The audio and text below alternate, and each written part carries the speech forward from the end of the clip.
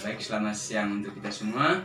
Pada kesempatan ini saya akan mempraktikkan untuk cara mengajar, langkah-langkah mengajar.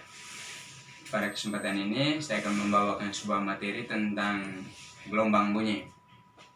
Namun sebelumnya, perkenalkan dulu, nama saya Yakus Brino, mahasiswa pendidikan fisika. Praktek mengajar kali ini untuk memenuhi nilai mata kuliah micro teaching.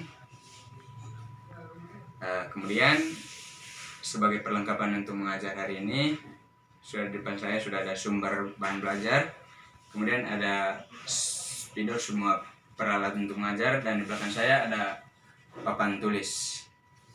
Baik, kita akan mulai. Selamat siang untuk kita semua.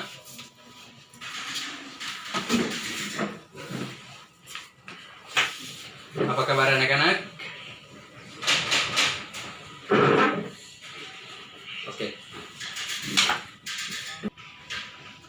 Oke, sebelum kita mulai pelajaran kita, saya akan cek kehadiran dulu. Rikus, Markus, Lukas, Yohanes. Hadir semua. Baik, sebelum kita mulai pelajaran hari ini, saya minta untuk satu orang kedua. Silakan Rikus. Baik, terima kasih Rikus. Kemudian selanjutnya rapikan dulu tempat duduk supaya kita mulai pelajaran hari ini dengan baik. Sudah? Oke.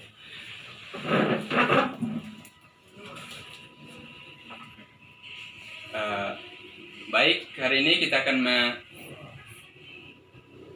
mengajar materi tentang gelombang bunyi.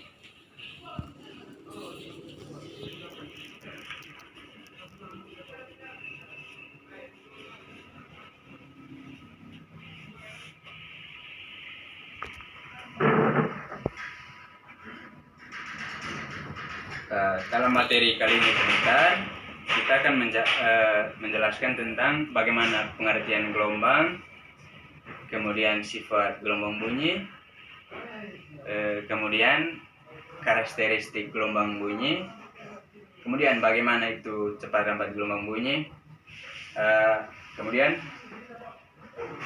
efek Loeffler. Saya harap adik-adik untuk mengikuti mata pelajaran hari ini supaya tetap semangat dan tinggalkan semua dulu apa yang dalam pikiran adik-adik yang membuat mata pelajaran ini sebentar tersendat. Semoga apa yang kita belajar hari ini sebentar bisa bermanfaat buat adik-adik dalam kehidupan sehari-hari. Baik, apakah adik-adik pernah melihat mobil ambulan? Oke, pernahkah kalian mendengarkan sirene dari ambulan? Dalam peristiwa atau sirene dari ambulan itu, kita ada kaitannya dengan materi yang kita pelajari hari ini, yaitu tentang gelombang bunyi. Yang pertama, kita akan lihat bagaimana itu pengertian gelombang bunyi. Saya adik-adik catat poin-poin yang pentingnya. Gelombang bunyi itu adalah suatu gelombang longitudinal yang merambat melalui media. Nah, bagaimana syarat terjadinya gelombang bunyi? Syarat terjadinya gelombang bunyi yang pertama itu harus ada sumber bunyi.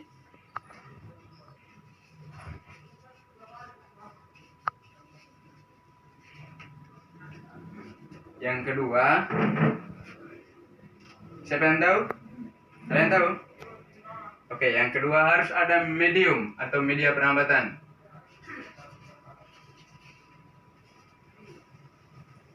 Yang ketiga, apa?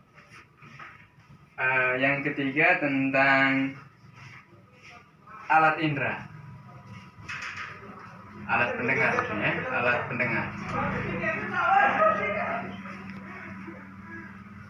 Oke. Syarat terjadinya gelombang bunyi tadi ada sumber bunyi, kemudian ada medium atau media perambatan bunyi, kemudian ada alat pendengar. Sumber bunyi di sini berperan sebagai sumber, ya, sumber bunyi. Kemudian media itu perannya itu untuk perambatan bunyi. Kemudian alat pendengar ini sebagai alat atau suatu alat untuk mendengarkan bunyi. Yang berikut sifat dasar gelombang bunyi. Sifat dasar gelombang bunyi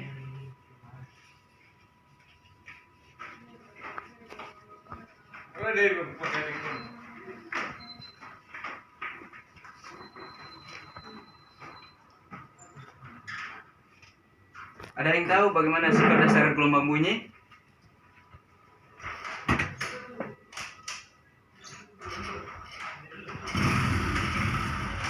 Oke, sifat dasar gelombang bunyi itu yang pertama dapat dipantulkan.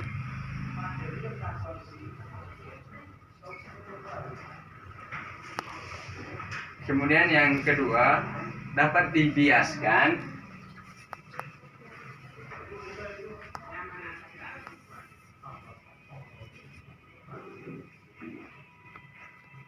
Yang ketiga itu dapat dipadukan.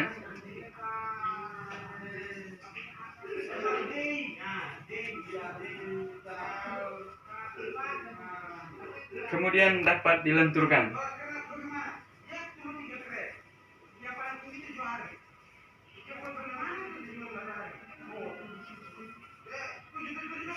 Nah, bagaimana sifat dia dapat dipantulkan itu? Sifat bunyi dapat dipantulkan itu dia itu bisa terjadi bila mengenai suatu benda yang keras, atau kemudian misalkan contohnya itu dinding batu. Kemudian yang kedua, sifat bunyi dapat dibiaskan. Nah, terjadinya pembiasan atau refleksi itu karena terjadinya pembelokan arah gelombang, ya, pembelokan arah gelombang ketika melewati dua perantara yang berbeda. Kemudian dapat dipadukan. Nah, contohnya ada 2 atau 3 macam bunyi, kemudian disuarakan bersama-sama, itu akan menghasilkan bunyi yang indah, misalkan seperti paduan suara dan lain-lain sebagainya. Kemudian bunyi juga itu dapat dilenturkan atau difraksi, ya. Di sini peristiwa ini pelenturannya ketika melewati suatu celah yang sempit. Bunyi di sini dapat dilenturkan. Bagaimana, paham? Oke, saya harap adik-adik untuk catat materi yang penting, ya. Bagaimana, kita lanjut? Baik, yang berikutnya bagaimana kita akan membahaskan tentang karakteristik gelombang bunyi. Karakteristik gelombang bunyi.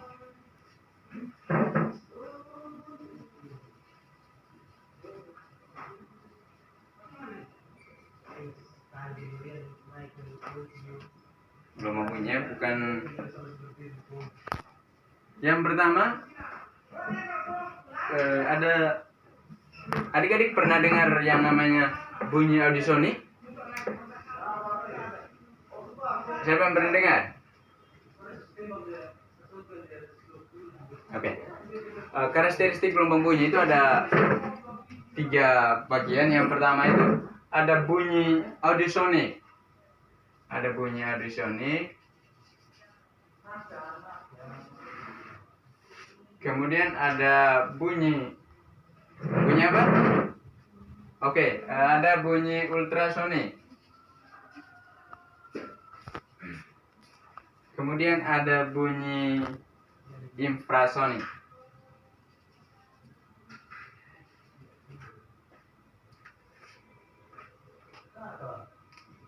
Nah, bunyi audiosonik itu bunyi yang adik-adik sering dengar ya. Dia punya frekuensinya itu dari 20 Hz sampai 20.000 Hz. Kemudian kalau bunyi ultrasonik itu dia punya frekuensinya itu di atas 20.000 Hz. Sedangkan kalau bunyi infrasonik itu di bawah 20 Hz. Bunyi ini biasanya hanya bisa didengar oleh hewan-hewan tertentu, tidak semua orang, bahkan manusia tidak bisa.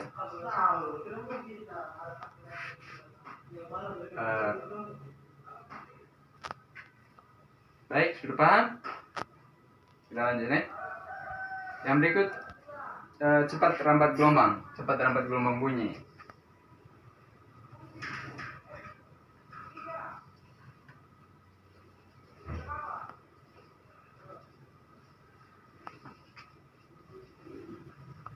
Cepat rambat gelombang bunyi.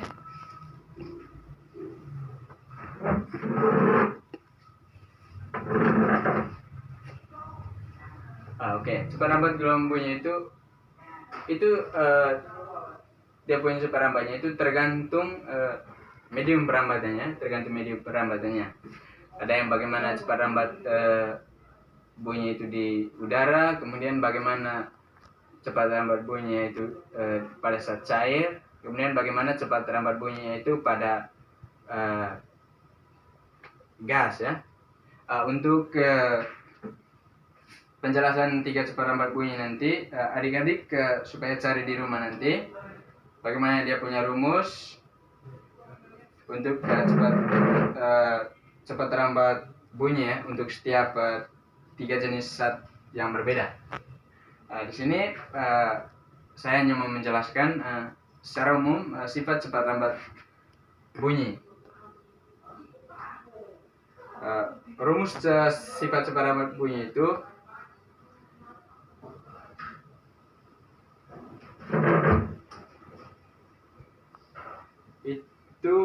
V T per S.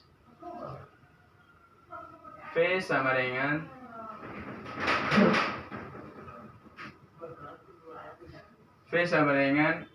S per T, atau bisa juga pada V itu dapat dicari dengan V sama dengan lambda per T. Kemudian V juga bisa dicari dengan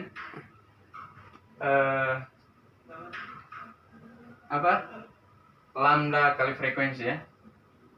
V sama dengan lambda kali frekuensi. Ini adalah rumus umum cepat rambat gelombang bunyi. Nah, V di sini cepat rambat gelombang. Kemudian T itu waktu yang ditentukan, waktu yang ditempuh. Kemudian T besar di sini adalah periode. Kemudian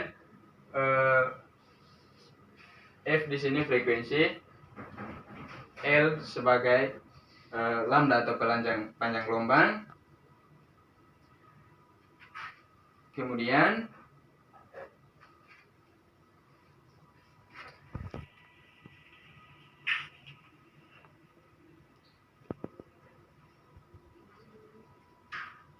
kita lanjut. Saya harap adik-adik untuk catat poin-poin yang penting ya. Kita lanjut berkaitan dengan gelombang bunyi itu, kita akan membahaskan tentang efek Doppler.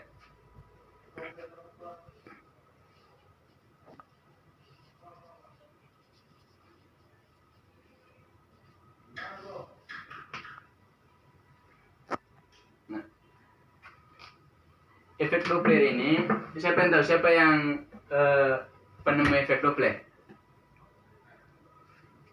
Efek Doppler dulu ini pernah diamati oleh Christian John Doppler. Dikatakan efek Doppler ini, Doppler dapat nama itu untuk mengenang ini Christian Doppler nih. Dia itu menemukan atau mengamati ini pada tahun 1942. Karena kemudian di dalam efek Doppler ini terdapat dua kasus sebenarnya. Kasus yang pertama itu bagaimana ketika dua pendengar yang diam versus sumber bunyi yang mendekati. Nah, di sini sumber bunyi yang bergerak. Nah, misalkan saya ambil contoh, ketika adik-adik berada di samping jalan. Nah, kemudian dalam saat itu ini ada mobil ambulan yang melewati adik-adik. Nah, di situ terjadi sumber mendekati adik-adik. Adik-adik secara tidak sadar itu adik-adik merasa bahwa semakin sumber mendekati adik-adik, dia punya bunyinya itu semakin besar. Kemudian kasus yang kedua, bagaimana kalau bunyi atau sumber bunyinya itu diam, kemudian adik-adiknya bergerak. Misalkan ada sebuah mobil yang diam relatif terhadap jalan, kemudian menghasilkan bunyi. Misalkan adik-adik ada dua orang, misalkan si A dan si B. Nah, si A dia punya posisinya itu bergerak untuk mendekati mobil, sedangkan si B dia punya posisinya itu dia bergerak menjauhi mobil. Nah, apa yang terjadi? Pada si A, frekuensi atau besar frekuensi bunyinya itu seakan lebih besar karena dia itu mendekati sumber bunyi. Sedangkan pada si B yang menjauhi sumber bunyi, dia itu sumber bunyinya itu seakan semakin kecil, semakin kecil. Nah, secara umum rumus dari efek Doppler ini dapat ditulis sebagai berikut.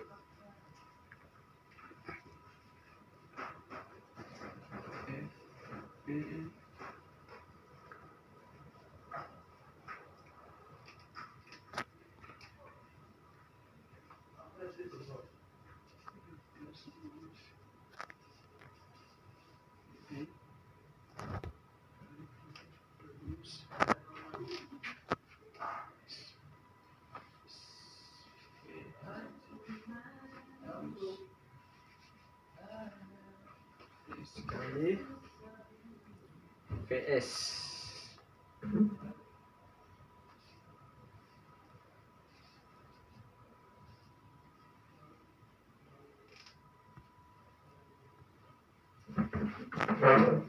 Oke, jadi dia punya rumusnya ini VP sama dengan V plus minus VP per V plus minus PS dikali VS.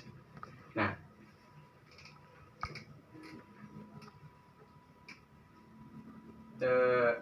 ini VP ini frekuensi pendengar, kemudian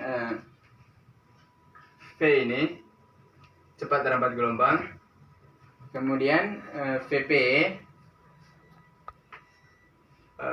VP tadi frekuensi pendengar, kemudian VS ini frekuensi sumber dengan F.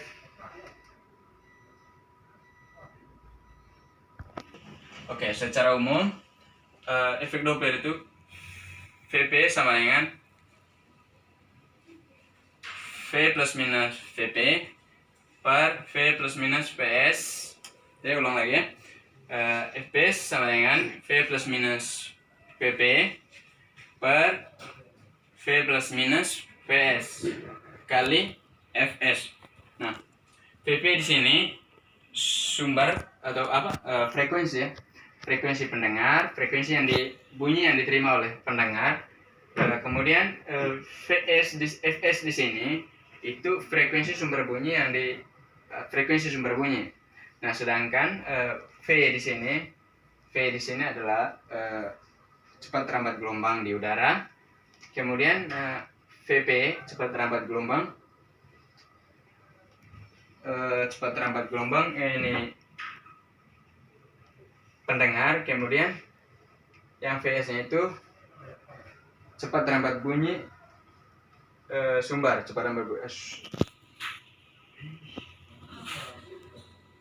Oke. Nah,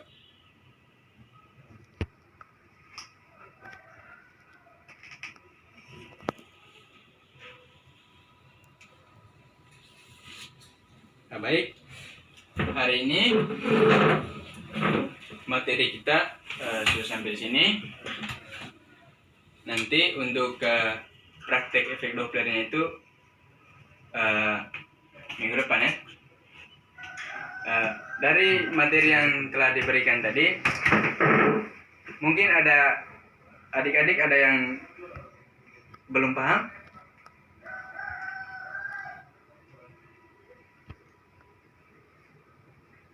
Paham semua kan? Jadi kita menggarisbawahi yang penting tadi, gelombang bunyi.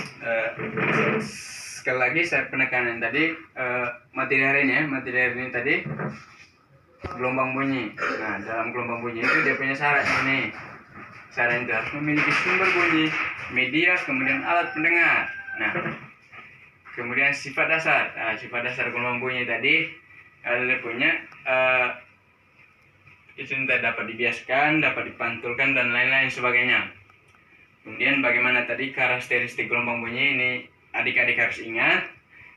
Ada bunyi audiosonik, kemudian ada ultrasonik, ada infrasonik. Nah, di sini adik-adik harus ingat nanti bagaimana dia punya frekuensinya. Kemudian cepat lambat bunyi tadi saya sudah kasih tahu adik-adik supaya ini nanti mencari di rumah dia punya rumusnya, karena waktu kita kurang sedikit ya.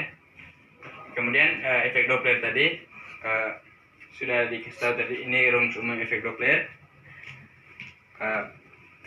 Baik, kemudian untuk informasi alat percobaan minggu depan supaya lihat di LKPD 2.6 ya, lihat di LKPD 2.6. Di situ sudah disediakan semua alat dan bahan yang adik-adik harus bawakan nanti. Baik, untuk materi hari ini cukup sekian. Namun sebelum kita tutup, karena tadi kita awali dengan doa, sebelum kita tutup kita akhiri juga dengan doa. Silakan Markus angka 2. Nah, baik, terima kasih Markus. Baik adik-adik, selamat siang semuanya, sampai ketemu minggu depan.